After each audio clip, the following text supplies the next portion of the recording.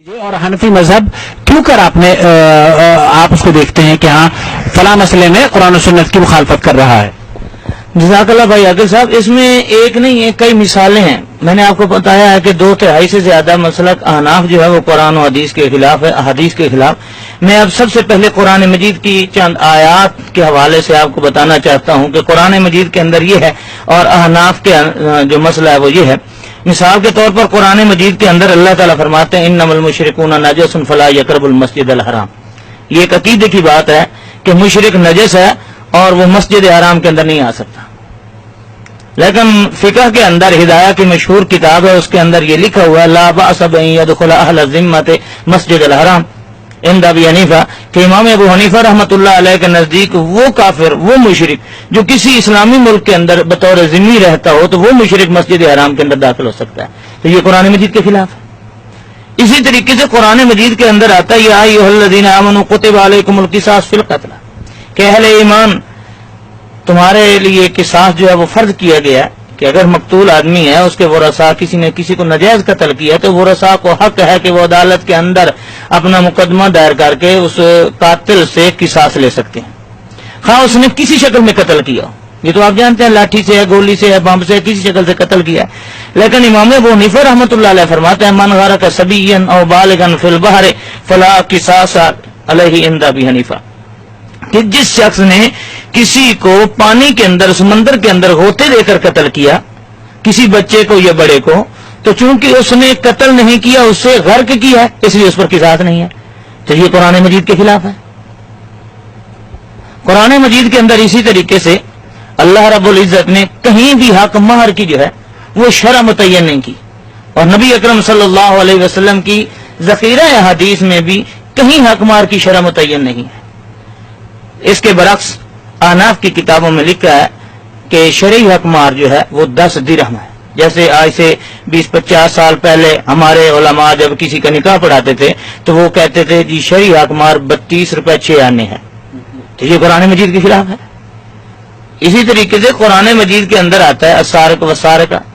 قرآن مجید کے اندر آتا ہے جو کسی کی چوری کرتا ہے تو چور کا ہاتھ کاٹ دیا جائے، لیکن فقہ کا ایک مشہور مسئلہ ہے کہ کفن چور جو ہے اس کا ہاتھ نہیں کاٹا جائے گا، کتنا قیمتی کفن ہو۔ اسی طریقے سے فقہ کے اندر یہ مسئلہ ہے کہ اگر ایک آدمی اندر سے چوری کر رہا ہے، وہ باہر مال نہیں لے گیا، اس نے اندر سے باہر والے کو پکڑا دیا، تو اب نہ باہر والے پر حد ہے نہ اندر والے پر حد ہے، تو یہ قرآن مجید کے خلاف ہے۔ اسی طریقے سے قرآن مجید کے اندر آتا ہے والوالدات یرضعن اولادہن حولین کاملین، اور سورۃ لقمان کے اندر آتا ہے حملتہ امہ وہنا علی وہن وفصالہ فی عامین، کہ اس کی ماں نے اسے بہت محنت و مشقت سے اٹھایا ہے اور اس کے بعد اس کی ماں نے اسے 2 سال دودھ پلایا ہے، اور فرمایا اگر میاں بیوی آپس میں راضی ہو کر ایک مکمل طور پر اپنے بچے کو دودھ پلانا چاہتے ہیں تو قرآن مجید یہ کہتا ہے حولین کاملین 2 سال، لیکن امام صاحب رحمۃ اللہ علیہ کے نزدیک جو ہے وہ 2.5 سال اس کی مدت ہے۔ اسی طریقے سے قرآن مجید کے اندر آتا ہے فقرؤوا ما تیسر من القرآن، کہ نماز کے اندر تمہیں جتنا آسانی سے قرآن آتا ہے اسے ضرور پڑھو، اور قرأت قرآن نماز کے اندر فرض ہے، لیکن امام صاحب فرماتے ہیں ہدایہ کے اندر لکھا ہوا ہے کہ اگر کسی لو افتتح الصلاۃ بالفارسیۃ او سما او قرأ بالفارسیہ، کہ اگر کسی آدمی نے نماز کو شروع سے فارسی میں کر دیا، بسم اللہ فارسی میں پڑھی، یا اس نے قرأت فارسی کے اندر کی، ویحسن العربیہ، اور عربی بھی اسے اچھی طریقے سے آتی ہے، جاز الصلاۃ، اس کی نماز جائز ہے۔ اب آپ جانتے ہیں کہ ترجمے کا نام قرآن نہیں ہے، وہ کسی زبان میں بھی ہو، اب فارسی میں جو پڑھے گا وہ قرآن کا ترجمہ تو ہو سکتا ہے، قرأت قرآن نہیں ہو سکتی، یہ قرآن کے خلاف ہے۔ تو ایسے بے شمار آیات ہیں، یہ تو ایک لمبا وقت چاہیے۔ جزاک اللہ خیر۔ یہ تمام طوفان آپ اپنے سینے میں لیے ہوئے تھے، آپ جب اس طوفان نے ایک نئی کروٹ بدلنے کی کوشش کی تو وہ کون سے لمحات تھے جبکہ آپ نے یہ سوچ لیا اس موڑ پر آ کر کہ اب مجھے میرے خیال سے ہتھیار ڈال دینے چاہیے اور قرآن و سنت کو تسلیم کر لینا چاہیے؟ میں نے آپ کو پہلے بتایا کہ میں ہدایہ پڑھاتا رہا ہوں، اور یہاں جو مسجد تھی جامع اسلامیہ اس کا نام ہے، گجرانوالہ کے اندر، تو میں نے گجرانوالہ میں تقریباً 16 سال کا عرصہ امامت و خطابت میں گزارا ہے، تو وہاں یہ جامع اسلامیہ خیالی کے اندر ایک مسجد ہے، وہاں میں نے آپ کو بتایا درس دیتا تھا۔ جب لوگوں نے یہ کہنا شروع کر دیا تو کہ یہ اندر سے اہل حدیث ہے، تو میں نے سوچنا شروع کر دیا کہ میں تو وہ ہوں جو اہل حدیثوں کو اہل حدیث کہنا پسند نہیں کرتا، اور یہ کہتے ہیں اہل حدیث ہے، اور اس وجہ سے کہتے ہیں کہ ایک طرف میں حدیث رسول اللہ صلی اللہ علیہ وسلم اور دوسری طرف اپنے فقہ کا جو ہے توازن پیش کرتا ہوں، تقابل پیش کرتا ہوں. تو سوچتے سوچتے اس نتیجے پر پہنچا کہ اگر حق کا نام اہل حدیث ہے تو پھر اندر سے نہیں باہر سے بھی ہو جانا چاہیے. تو میں نے پھر وہاں اپنی مسجد میں اعلان کر دیا، جنوری کا مہینہ تھا، عید تھی، میں نے عید پر اعلان کر دیا کہ میں آج سے اہل حدیث مسلک کو اختیار کرتا ہوں. اور پھر جب میں نے ہدایہ دوبارہ پڑھنا شروع کیا تو آپ یقین جانیں کہ ہدایہ کے ایک ایک لفظ جو ہے وہ حدیث رسول کے خلاف تھا. مثال کے طور پر میں ایک مثال دیتا ہوں، نماز کی مثال دیتا ہوں کہ وہاں باب صفت الصلاۃ لکھا ہوا ہے کہ نماز کا طریقہ، تو وہاں چلتے چلتے یہ لکھا ہوا ہے کہ ہم احناف جو ہیں وہ جب 2 سجدے کر لیں تو سیدھا قدموں کے بل کھڑے ہو جائیں، بیٹھنا نہیں چاہیے، جلسہ استراحت نہیں کرنا چاہیے. اور آگے وہ لکھتے ہیں کہ امام شافعی رحمۃ اللہ علیہ جو ہیں وہ جلسہ استراحت کے قائل ہیں، یعنی وہ کہتے ہیں کہ 2 سجدے کرنے کے بعد وتر رکعت کے اندر، یعنی پہلی یا تیسری، اس کے اندر بیٹھ کر پھر کھڑا ہونا چاہیے. اور اس کی ایک دلیل نقل کی کہ امام شافعی رحمۃ اللہ علیہ جو ہیں وہ جلسہ استراحت کے کیوں قائل ہیں، کہ مالک ابن حویرث رضی اللہ تعالیٰ عنہ فرماتے ہیں لم ینہض حتی یستوی قاعدا، کہ نبی علیہ السلام اس وقت تک کھڑے نہیں ہوتے تھے جب تک سیدھے بیٹھ نہیں جاتے تھے. یہ بخاری کی حدیث ہے. اور اس طریقے سے ایک اور حدیث بھی آتی ہے کہ آپ بیٹھ جاتے تھے ثم یعتمد بیدیہ علی الارض، پھر آپ زمین پر دونوں ہاتھ ٹیک کر پھر کھڑے ہوتے تھے. تو اب یہ حدیث بھی ہے، امام شافعی کی دلیل ہے، اور اسے ضعیف بھی نہیں کہا جاتا اس لیے کہ یہ بخاری کی ہے، اور ضعیف ہے بھی نہیں. تو اب ہمارا مسئلہ کس کے خلاف ہے؟ تو اس کا جواب یہ لکھا ہے کہ یہ نبی علیہ السلام کی حدیث بڑھاپے پر معمول ہے، کہ آپ بوڑھے ہو گئے تھے، چونکہ آخر عمر میں حضرت مالک ابن حویرث رضی اللہ تعالیٰ عنہ ایمان لے آئے ہیں نبی علیہ السلام کی زندگی کے آخری ایام میں، اور آپ بوڑھے ہو چکے تھے، اس لیے یہ حدیث قابل عمل نہیں ہے.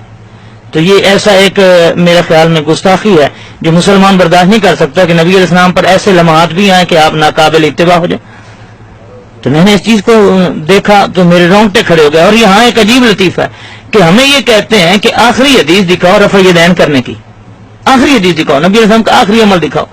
تو یہی مالک ابن حویرث جن کی اس حدیث کو جلسہ استراحت کو اس لیے چھوڑ دیا گیا ہے کہ نبی علیہ السلام کی آخری عمر کا یہ عمل ہے، وہی مالک ابن حویرث رضی اللہ تعالیٰ عنہ فرماتے ہیں میں نے نبی علیہ السلام کو جہاں جلسہ استراحت کرتے ہوئے دیکھا ہے وہاں میں نے نبی علیہ السلام کو رکوع سے پہلے اور رکوع کے بعد رفع یدین کرتے ہوئے بھی دیکھا ہے.